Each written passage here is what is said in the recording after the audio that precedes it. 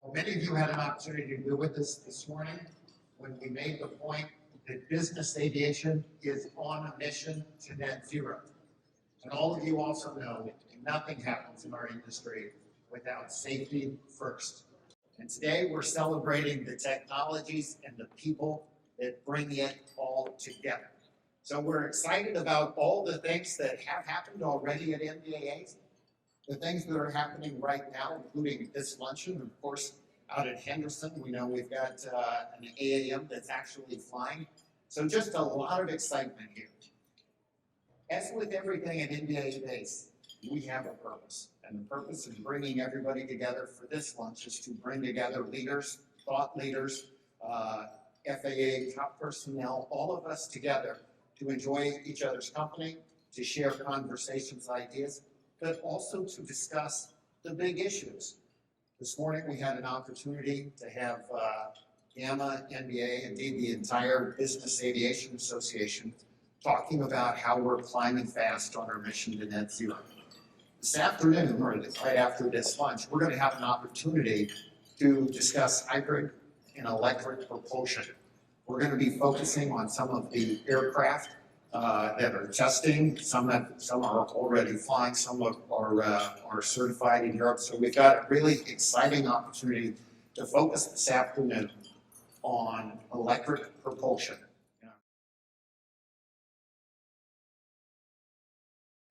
As we get started, maybe just to share a small personal anecdote of why I'm so excited about this space. Because I grew up in a business aviation family. My dad was a pilot. I early learned how to fly, flew King Airs, and then studied aerospace engineering. And then kind of hit this point where I looked at, hey, what's this future going to look like? What should I do?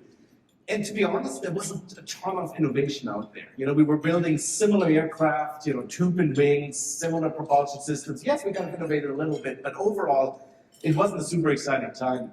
And you fast forward to right now, and I have to say I'm a kid in a candy store because we are doing so many amazing things in aviation today, whether it's things like autonomy, whether it's things like new propulsion, whether it's new airframe configurations. And it's just an exciting time to really think about this space. And so I'm very much looking forward to this panel. So let me invite the panelists up here. First, John Botti is the, as Ed said, the CEO and CTO of VoltAero. Then we got David Boulter, who needs no introduction, but he's the Associate Administrator for Safety of the FAA. Kriya Shortt, the President of Textron, including Pipistrel and all other kind of electric things within the Textron group. Patrick Buckles, the Chief Revenue Officer at Beta Technologies. And last but not least, Mark Osman, the Chief Customer Officer over at Moderator. Thank you for joining us. Thank you.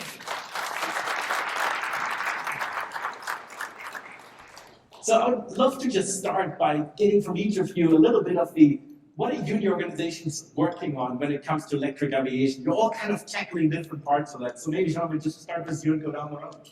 Yeah, our concept is fixed wing electric hybrid aircraft. We have been flying a prototype now for 3 years and a half. And 5 electric motors, 1 thermal engine, parallel hybrid aircraft, so you can use thermal energy, electric energy separately or together, which give you a high level of safety. And our scope is to backseat, takeoff and landing electric, and then when you need the range, because we have 800 nautical miles of range, you use obviously the thermal engine. That's its best of efficient one. So that's what keeps me awake at night. Very good. Well, for all of you who haven't seen it yet, they do have the aircraft walk-up downstairs. Where's that? Down here. At the FAA, how do you look at the question of electric aviation and what's kind of the journey for you? So the AVS organization, or aviation safety, we have it from certification to operations and to include pilots. But, so fixed wing, a little less of a challenge from no operating rules, and our current regulatory structure allows for us to be able to certify whether they be vertical lift or component or straight fixed wing. So it's really about the batteries, the engines. We're working through that with all the operators or current applicants, soon to be operators, hopefully. So I think the rule set's okay on the fixed wing side. On the vertical lift side, obviously we put the SFAR out for comment on powered lift is a new category of aircraft in the United States that for those of you that don't know the vertical lift space, that we're looking at aircraft that can be on wing or can take off and land vertically and transition in flight. So that's a new category we've created in the SFAR. We've received the comments and we're working through those. So we're working it from through the operator, from design through operators. We're trying to get all that regulatory infrastructure in place. When I say infrastructure, it's about it's not only certification, it's all the policy, it's the training. We need to get all that in place so that on day one, when these aircraft are certified, then they can be added to operating certificates and we can allow the operations. And then the bigger FAA, that's just the aviation safety piece, working with NextGen and Paul and his team, and really across the agency with airports and air traffic to make sure that in the early phases we can manage those in the air traffic system, and as they become more plentiful, that there are other ways that that we'll need to make some changes to the air traffic system, so that we're looking at those based on what we know from each operator, that we can start building out what the plan is in 2025, 27, 28, 30, 35. Thank you for that. Kriya, tell us about what you guys are doing at Textron. Yeah, so I'm with Textron eAviation, which is home of Pipistrel, a Slovenian company which has been invested in electric aviation for a long time. In fact, we have our Velis Electro, which is the world's first two-seat electric, fully electric aircraft, which is EASA certified, and as Dave and I were chatting, we're eagerly awaiting our FAA exemption to bring that into an LSA space here in the US. Beyond that, we're also using the technologies that Pipistrel developed its own battery technology and motor for the Velis Electro. We're leveraging that into other spaces as we continue to evolve in this market. First, of course, listening to what our customers want and need. But the next thing that you'll see us in is around our Nuva, which is an unmanned, very large cargo drone, which the Pipistrel team have been working on and will have first flight next year. That's going to be the electric vertical takeoff and lift, which is leveraging the Pipistrel Velis motor and batteries. But then it'll move into a hybrid for forward flight. Concurrent with that, we've got a team that are based in Wichita, Kansas, that are working on Textron eAviation's eVTOL, which is the Nexus. And so, again, we're being able to leverage the learnings that we have already from the success with the Velis Electro. We are able to pull on our sister companies, whether that's our systems company, the battery work that we do, both at Kautex and Specialized Vehicles, and then, of course, the flight knowledge of certification across Textron Aviation and Bell as well. Very excited. Patrick? Thanks, Robin. From Beta Technologies, we're really trying to use our technologies to build out an aviation infrastructure on electric. And when we talk about infrastructure for us, what this means is, first, it starts with our two aircraft. We have both our ALIA 250 electric vertical takeoff and landing aircraft, as well as now what we announced earlier this year, our fixed wing version of that aircraft. It shares the same battery systems, wing, electric propulsion in the back, building out a fixed wing offering as well. But also other areas that help enable this ecosystem. And a big one for this is charging, which I think we'll talk about a little bit. But we have a network today of 15 chargers that are on-site operational today at airports, and then 60 sites that are in development or construction concurrently. So we're leveraging big in the infrastructure side. And then really the third pillar that we see in that is around the training side. As we all know, there's been challenges on finding both new pilots and maintenance technicians.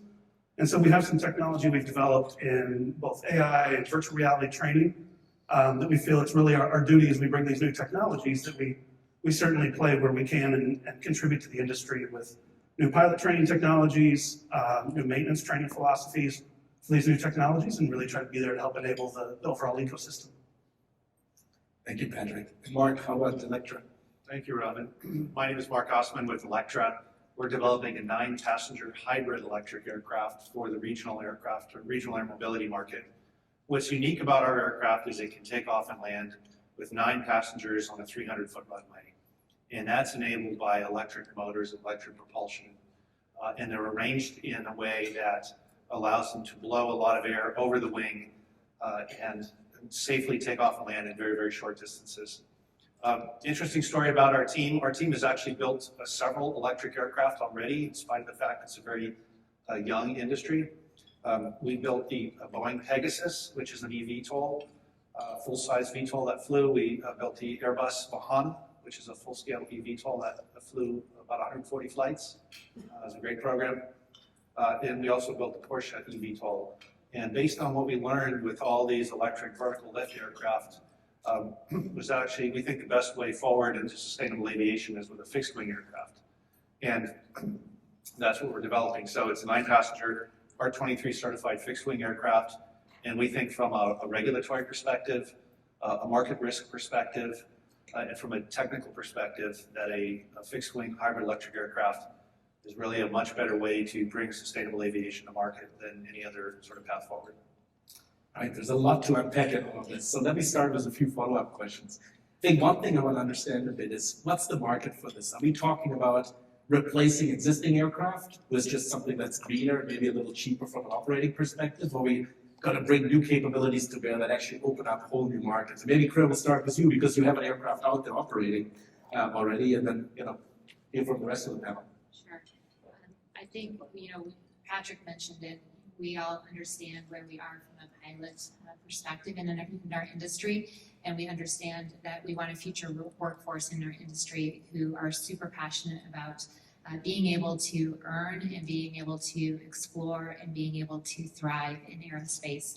And so when we look at the Velis Electro and what that does, we really see that as being able to lower the barrier of entry for cost for new pilot starts. And so if you think about it, and I know we've got a lot of pilots in the audience, it is quite a barrier. I served on the Department of Transportation's Women in Aviation board, where we advised the FAA on some of the challenges we saw, and that was one of the number one items that came forward.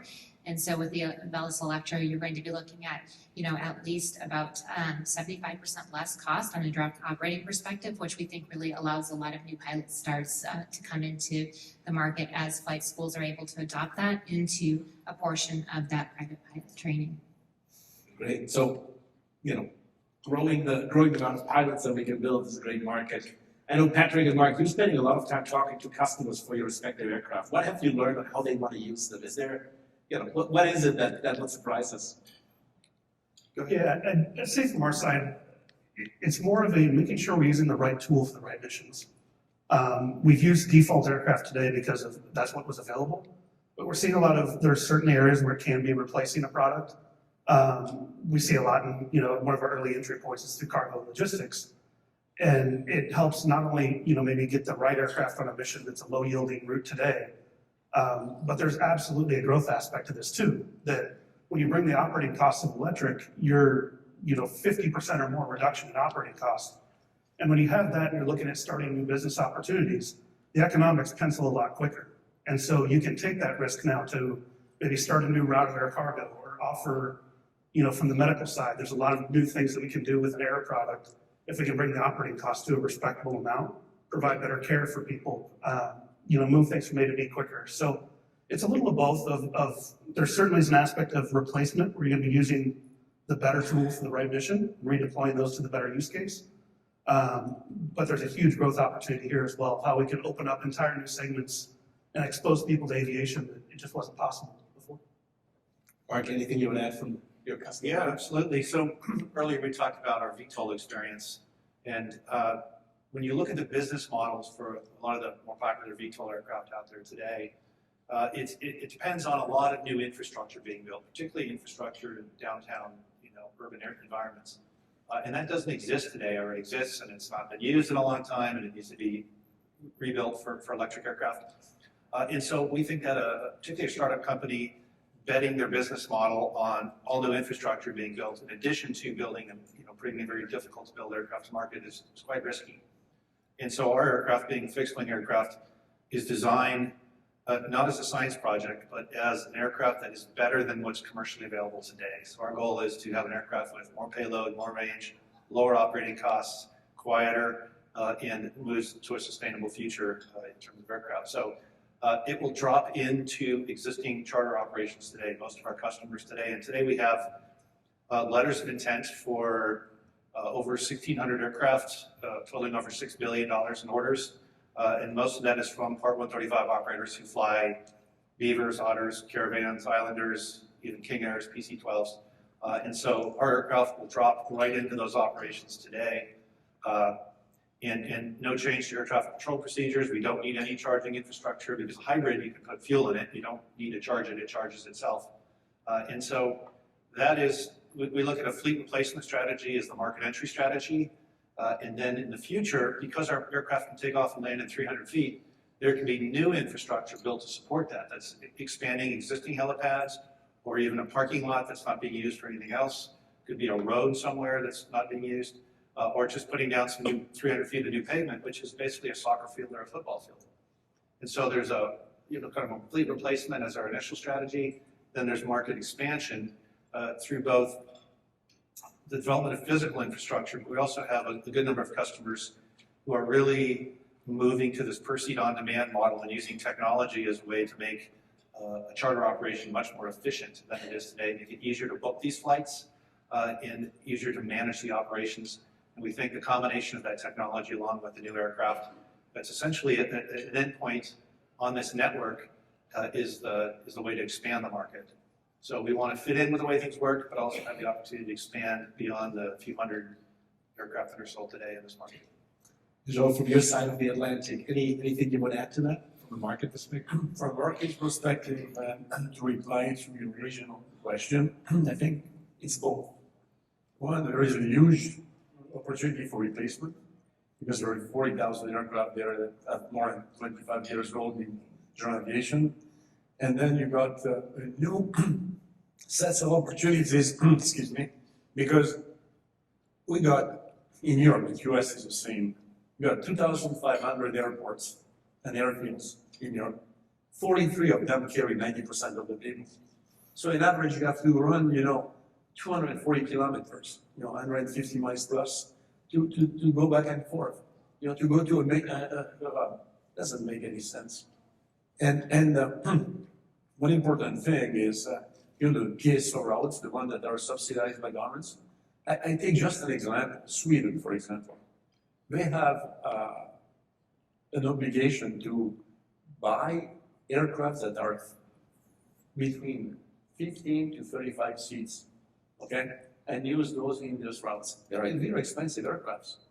We can, with 6, 12 seats, come in, have more rotations, and by the way, their level of usage is 18%. Out of 35 seats, they use it at 18% of the time. Don't tell me this is a good business case. Not gonna work. So I'm not gonna add to what my colleagues have said, but there is a real strong opportunity for that. And I think that range is very key. This is why, when I was a CTO of Airbus, I did a couple of electric aircrafts, and they decided to move into hybrid because for me, we need to add range, and you need to host all those 2,500 airports and connect them, so it's interregional mobility that we create, both in Europe and United States, because there is real opportunities there. Yeah. And in the US, of course, we have the equivalent of PSO in essential air service, so very, very similar concept. I want to ask, as you hear this from the colleagues here on stage on what kind of the market could look like, how do you think about our readiness to, make these safe operations and really come along with regulation to enable that over time? Is that something you look forward to, or is that something that scares you a bit? Well, a little of both, I think. Okay. And, we're confident we'll get the infrastructure in place. I'm talking about the regulatory infrastructure, the air traffic infrastructure, the airport infrastructure, and a little bit to the gentleman to my left here. That's a little bit longer pole in the tent, some of the physical infrastructure. But we will have, again, we have plenty of airports that we can operate from in the United States. We will get the regulatory infrastructure in place. Our message to our team is that our job is to integrate these into the national airspace system safely, right? So it's not about stopping. It's not about any of that. It's about making sure we can get the ES safely. And we're excited by all this. You know, I think we have real opportunities. As a former flight instructor, I think looking at some of the electric aircraft, you know, we just came out with a notice of proposed rulemaking for Mosaic, which expands light sport to include electric aircraft. So, you know, we want to be able to, and again, that's just a proposal, but, you know, we're really looking at these barriers to entry, get more people excited in aviation, make sure that there is a market that reduces those barriers. I think what's going to be on the mind of many of the audience here is what timeline are we talking about? I mean, it's great that the Velis is flying, and it's great that, you know, we have, you know, Patrick's aircraft flying already in the test version. But when are people in the audience going to be able to fly on their aircraft, or when is this going to really start to take off, unintended? So who's willing to throw out a few numbers here? Well, we're publicly saying our aircraft will be certified under Part 23 in 2028. And then ramp up production from there. We'll have our fixed wing in 2025. It's going to be coming soon. I mean, Pipistrel's been demonstrating this now for years. It's becoming a reality for a lot of companies. And I think we're in the near future. Literally, as we're speaking, we're flying one of our aircraft right now. It's flying from Vermont down to Florida to delivery for the U.S. Air Force. So it's happening now. Well, the answer is not independent, also dependent also on us. To my left, there is a lot of things that need to happen, you know, but with EASA, we're planning to be ready at the end of 2025 because we started the certification. We've been flying for 3.5 years already. So the first prototype is already well known by EASA, and now we're going into this since 2021 October into certification of the bird that is downstairs, and we should be ready by 2025. But again, it's not dependent only of us, and I completely understand that we need to secure, you know, EASA and FAA to be comfortable with this new technology. Because, you know, it's not like cars. I mean, cars, you know, it's rolling resistance. You have a problem, you can go on the sideline. Up there, it's not exactly the same. Gravity is not helping you too much. Well, I won't give a specific date. I would say for the Nuvo, that's really the next platform that we'll have that will be in the air. And so we'll start our flight test program next year. And that's really going to help us partner with industry as well as with the FAA, because that will be an unmanned the hybrid eVTOL. And so we're looking at it from the standpoint of how can we shape those requirements? What do we need to do to be able to operate safely in environments where there will be manned aircraft? What are the considerations? Who are those that are out there that are bringing ground-based systems to market that we'll partner with and start doing some use case summaries through that again as we demonstrate the capabilities of the aircraft. So I think in summary, it sounds like this is a lot closer than many people think. Could be 2-3 years for the first of these aircraft to really start entering the fleets out here, and then towards the end of the decade, really scaling up. Quite exciting. Now, that sounds great. I'm sure it's not that easy. So let's talk a bit about the challenges along the way. So the first thing I'd love to talk about is the technical challenge. And you know, you as a CTO of VoltAero and your background, maybe you can give us a 30-second explanation of, you know, why is hybrid a good idea? How does it work? And what are the challenges along the way? It's a complicated question, because you have to start with many things. First of all, the infrastructure. I don't believe that, you know, all the airports are going to be changed from one day to the next with tons of chargers that come in. So, you know, it's probably better to be able to use two fuels to start with. You know, what you have today, plus electric. This is already a step. Second, in order to make sure you have safety, two sources of energy are always better than one. So if you can take off and land electric, and when you're on flight, you use the thermal energy, you have a greater potential. Third, it's much better for noise reasons. You know, taxi landings at night, when you do operation that we talked about, taking, you know, disabled people or sick people, take them 24/7, well, better have something that is quiet, you know, around the airport. So all these things put together come to one question: batteries, batteries, and batteries. Batteries for longevity, batteries for safety, and because the rest of the things around the aircraft are not that difficult, you know? I mean, I shouldn't say that. But it's much easier than, you know, the battery management systems and all that goes with it at 800 volts and all those things. So for me, that's the key element. And today there is no miracles on that. So that's the hybrid side, and I know Mark, you sit on that side as well. Patrick and Kriya, a lot of the things you do are much more battery only versus hybrids. And tell us a bit about, what's driving that choice and what are some of the challenges with that? We'll start with you, Patrick. Sure. So I'd say from the hybrid versus electric, I mean, again, it's what mission you're trying to solve for. And there's different ways that fits out. There's unequivocally going to be a position for hybrid in this market. It's going to happen. It makes a lot of economic sense and technological sense. Going all electric, our position there is that at the end of the day, if you turn an electric motor, it doesn't necessarily care where the electrons are coming from. But you still have to have, before we try to bring in other fuel sources, you have to have a very safe, very reliable battery system. You have to have a high-performing, high-reliability electric motor. And so if we can do that and make missions that are viable, that economically close, and an all-electric, it sets the baseline for where that can, move out into other forms of fuel that may go on board. From the technological side, I mean, it's been a lot. This is, I think, been a good opportunity for OEMs and the FAA to actually partner. If you look at the amount of technology that we're introducing in a pretty short period, it's taking things like we're seeing, the interagency working groups, fantastic. Getting out there and engaging with OEMs. And I think as we get in that routine where we're all willing to share data with the FAA, be transparent, help each of the teams learn from each other. At the end of the day, our end goal is all the exact same. How do we build incredibly safe aircraft that operate in our airspace?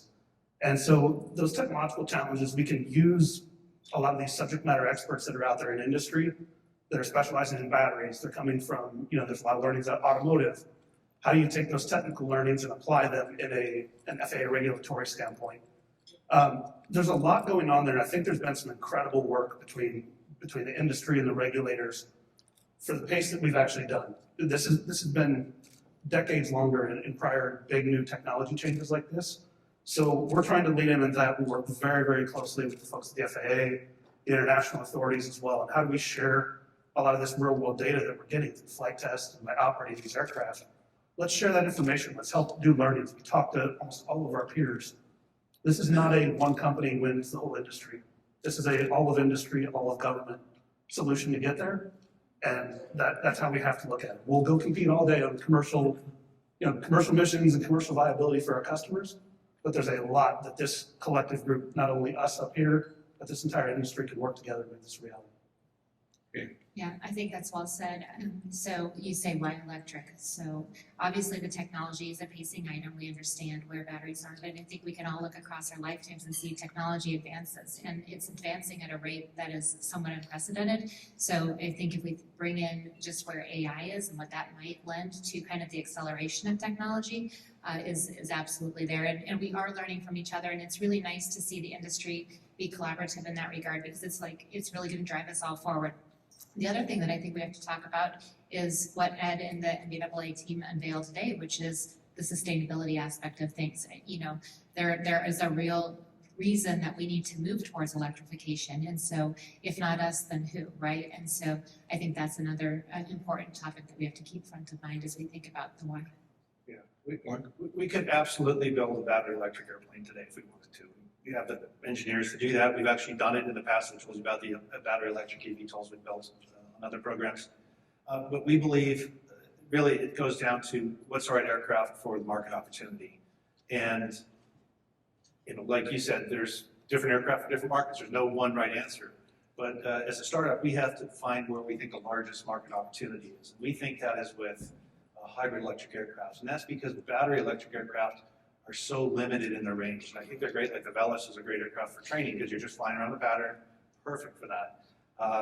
But for any kind of flights over, say, 50 miles, you really need a hybrid electric. The batteries won't get you there. And you can do a demonstration flight where you fly 100, 150 miles with an empty aircraft in good weather with no fuel reserves. You can do all that's great.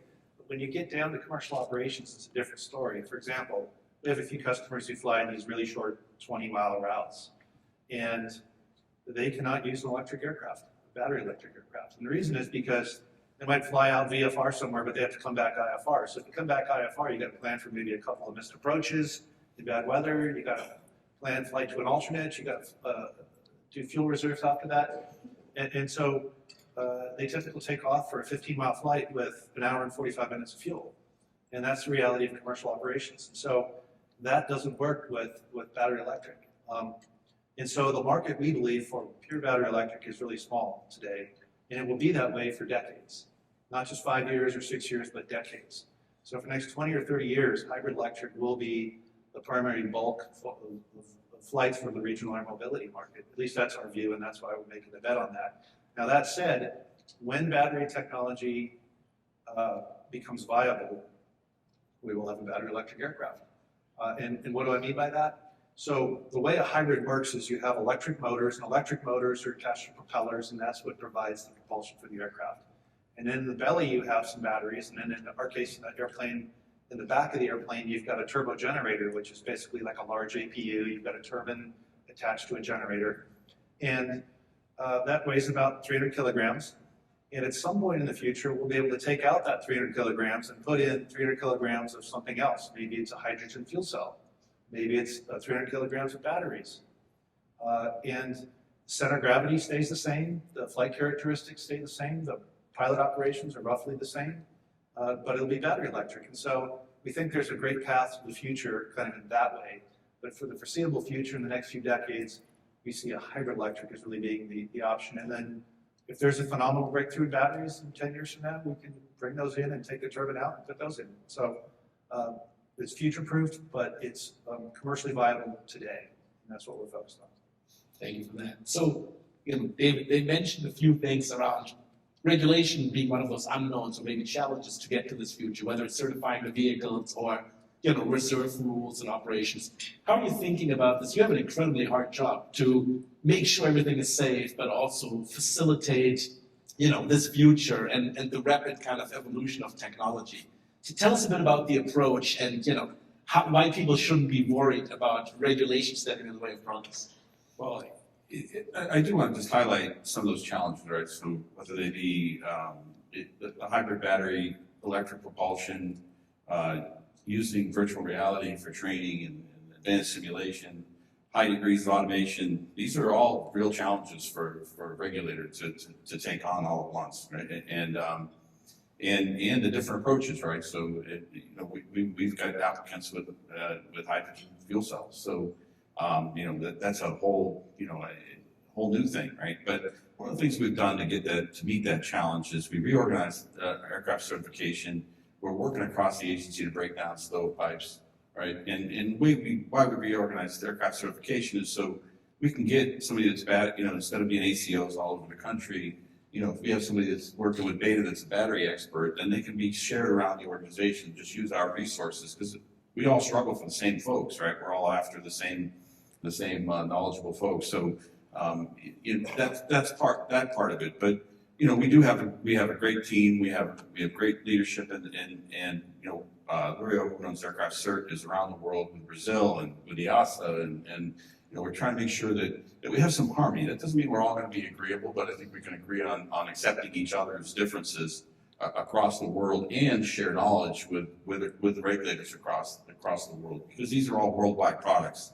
So it's a push externally to international. It's a push internally to be out, and you'll see a big push for us next year to really be out engaged with the applicants, so that we can learn more and we can make sure that we understand. And a lot of these technologies do go across products, so that we're better at moving these along. And we just we will be ready for powered lift aircraft, eVTOL. We will be ready from the first one certified to operate it on a limited basis in the VFR piloted, right? Our autonomous is we've built a team across the agency. Now we're going to start working on autonomy. We have to be talking with air traffic. Obviously, air traffic at the end state and then the beginning state, airports and others, right, across the whole organization. What are we going to accept for autonomy? How are we going to do auto taxi? right? How are we gonna look at those things? And that's not a 2025 problem, but it's certainly a 2028 problem, because some of you want 2028 and want autonomy in 2028. And we're looking at what we're doing in the drone space, right? So we're making sure we're learning from the drone space. Today, we, working with a pilot program, and this is a cross-agency effort in some airspace that's already been, operations have already been approved in drones in the Dallas area. We're gonna be working, using, uncrewed traffic management systems privately owned by the operators, 6 or 7 of them federated across, doing strategic deconfliction and large levels of autonomy up to 16 aircraft to 1 operator. So we're already starting in that autonomous space. I would tell you we're gonna continue to push to make sure it's safe, right? And this is a great place for us in the drone, because it's low risk operations and the people on board. And what can we learn from autonomy there? What can we learn from batteries? What can we learn from airspace management? And then move forward with things we want to see in 2030. But we have to start now. We know, and Tim's sitting here right in front of me. We're talking all the time about how we're gonna build just auto land to auto taxi. How are we gonna do that? So we're confident we'll get there. It's just, I would just say that from leadership on down, from Katie on down, we are fully engaged in making sure that we don't stand in the way of innovation. Because a lot of these innovations are life-saving. They will make it safer. Yeah, and I have to say, as an industry observer, I've been incredibly surprised in a positive way of just how you and also EASA have engaged this industry, because you're getting hundreds, if not thousands, different players coming up with all kinds of crazy ideas of what they want to do, and you're making it work, and you're actually moving it forward. So thank you for that. All right, I think we have a few minutes here, maybe to get a question from the audience or two. If there's any burning questions on somebody's mind, there should be a roaming microphone coming, but just raise your hand and we'll find you. Otherwise, I have a whole bunch of other questions. I see over there. Sorry, microphone. Stand by for just 1 second. Yeah.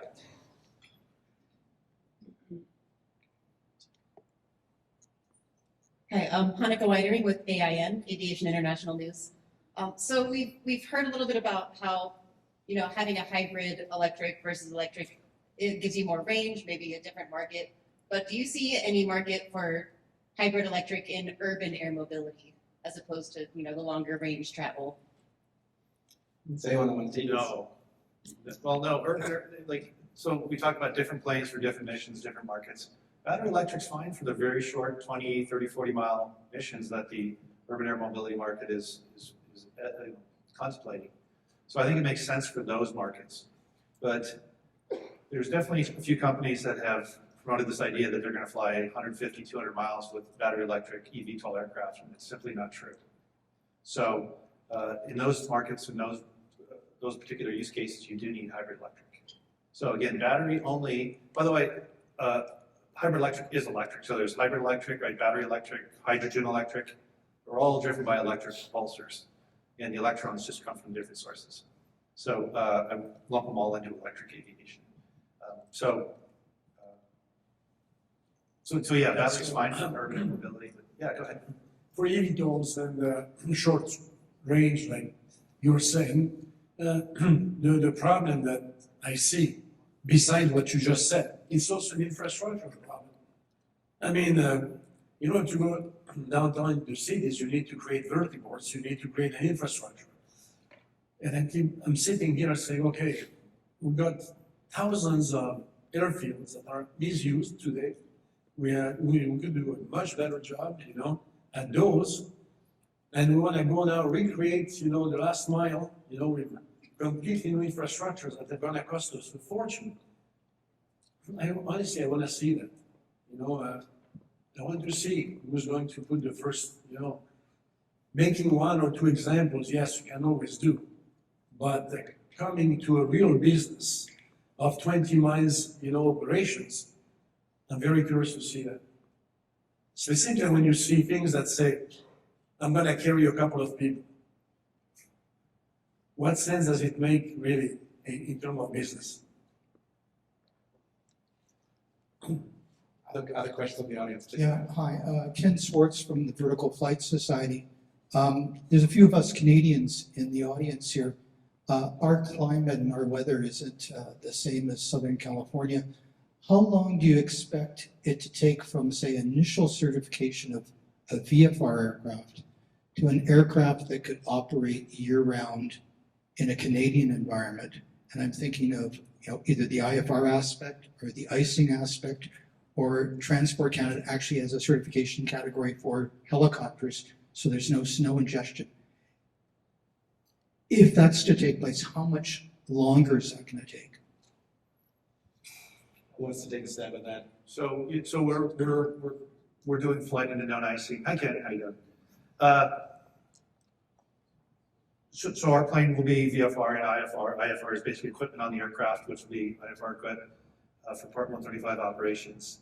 The flight into known icing usually happens after the initial certification, and it just depends on when the initial type certificate is. If it's during the winter and we can do the icing test coincident, it'll be very shortly, with or thereafter.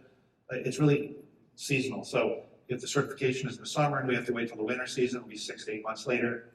And then I think the other part of your question may or not be about Canadian. So Transport Canada is the other part of that question, and that will come after. So for us, we're doing FAA certification first, and then Transport Canada, EASA, and like that. Yeah, I mean, it's not unusual to go known icing after initial certifications. One other interesting challenge that Canadian weather will bring is cold temperature, and batteries don't do so well under cold temperatures, right? So that might reduce range of battery electric aircraft accordingly, etc. It will reduce the range, and in our aircraft, for example, we had to take some measures to address exactly the problem. You're gonna have to be careful the way you start your engine and the way you carry it to get to the right temperature, because your range is gonna go down. The good news is, if you have two sources of energy, you can always take off with fuel. If you don't, you have a problem. I would add this from a certification perspective. That's not new real estate for us. So, how they power the anti-ice or de-ice or it will, we've seen it both ways. So whether it be bleed air or whether it be electric, we've seen all of those types of and we've certified those. So that's probably the easiest thing for us. I know we're going to run out of time, but there's one last question I really want to ask each of you, which is, we have a bit of a captive audience here. You talk about this topic all day long. What is the biggest misconception out there when it comes to electric flying that you would love to clear up with the audience? Go ahead. Well, I would say that the biggest misconception is to think that one day we will have battery-powered, civil aviation aircrafts that can carry 100 and 150 people. I think this is a mirage. I only know one kind of power that could do that. But I don't want to talk about this in this audience. But conventional batteries, even at 500 watt-hour per kilo, it will not do it. So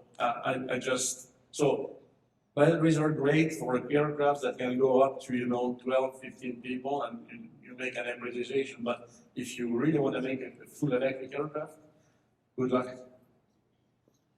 Other big misconceptions. Well, for me, it's just one size doesn't fit all, right? In previous models of aircraft over the years, they look a lot alike. They're tubes and wings and just the different versions of propulsion. But we'll have to some degree. We just see by this stage that it depends, right? It'll depend on the power, the distance, the route you want to run, of what type of technology works. It's not, I don't see like you. I don't see battery powered, it just being going to scale. But and that's hard for us because we're used to large categories of aircraft, and now we have to look at different things in the regulatory scheme of your point to reserve fuel reserves, right, or reserves, which is generally reserves. It depends on the route. It depends on whether you can land vertically. If it's VFR, right? It's IFR. It's just those are all going to be, instead of hard fixed rules, we're going to have to it depends on the capability of the aircraft. Okay? I think it would be similar, and, it isn't a one size fits all, and it's gonna be driven by technology and what the customer wants and needs. And so I think, what I would say is, it's here, it's happening, it'll continue to evolve and grow, and we just need to be open-minded about that. We need to do that with a pragmatic understanding that there are a lot of different approaches, there is a lot of space, and we need to do it with the utmost safety, because at the end of the day, one thing we didn't speak to is kind of what is the public sentiment. And so we have to make sure that there's an understanding that it can be adopted when the time is right. You're gonna hear a common message. It's in the generalities, let's try to stay away from those as much as we can. It's very easy to say, well, electric can't go power a 737. It's not gonna happen at all. It is. I mean, it's gonna happen in the right tool for the right mission. We've been saying that kind of throughout the panel. So be open that these technologies do have ways that they can make a very, very substantial change in aviation, what this industry is for the world. And these are tools that are here now that, as we think about telling the mission of sustainability and what we can do for the climate, be open-minded of that. There's a lot of technology going into it. We spent a lot of years being told things can't happen, and that's fine. We'll just, we'll make sure to reroute our flight test over your house to show that it can. But be open-minded to that. Try to stay away from the generalities where we can, because there are some incredible things happening that, change our children, grandchildren's entire future of how we use this vertical axis of all the air we have above us. Robin, I'm really glad you asked that question, because I'm very passionate about the answer, and I think by far the greatest misconception in this industry is that the urban air mobility market is a greater opportunity than the regional air mobility market. And I think the urban air mobility market is complete hype and fluff, and the regional air mobility market, on every metric, once you peel away all the hype, is a much greater opportunity, much more realistic opportunity, and that's what we're focused on. Right. Well, thank you for this. I would add one, which is this is a lot closer in time and coming a lot sooner than some of us might have imagined.